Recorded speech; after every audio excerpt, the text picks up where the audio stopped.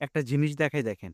আমি যে মুহূর্তে ভিডিওটা করতেছি ঠিক সেই মুহূর্তে আপনার আর্জেন্টিনার স্পেনের ফাইনাল ম্যাচ চলতেছে।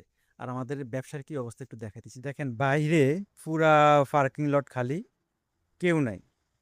আমি আছি, কোথাও কেউ নাই। আমি ছাড়া আর কোথাও কেউ নাই, শুধু আমিই আছি। আর আমার এই গাড়িটা একা দাঁড়ায় আছে এখানে। আর কেউ নাই, সব চলে গেছে মনে করেন যে খেলা দেখতে। দেখেন রাস্তা ওই যে উপরে, ওটা কিন্তু হাইওয়ে রাস্তা। ওই যাওয়াতে একবারেই রেয়ার, গাড়ি একবারেই কম।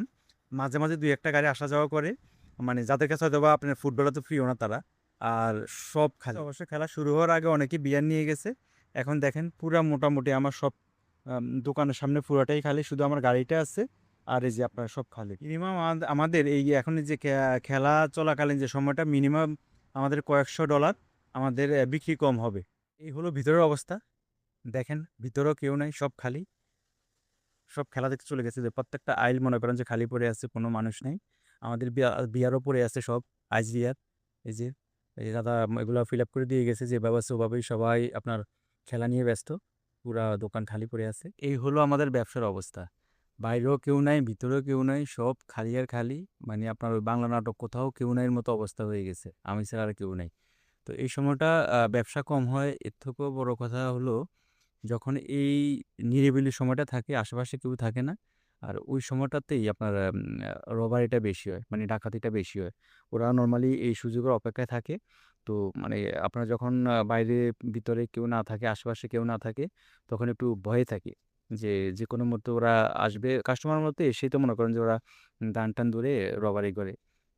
তো ওইটা নিয়ে একটু ভয় থাকে। তো আমাদের এখানে আশা করি সৃষ্টিকর্তা রক্ষা করা তেমন কিছু হয় নাই।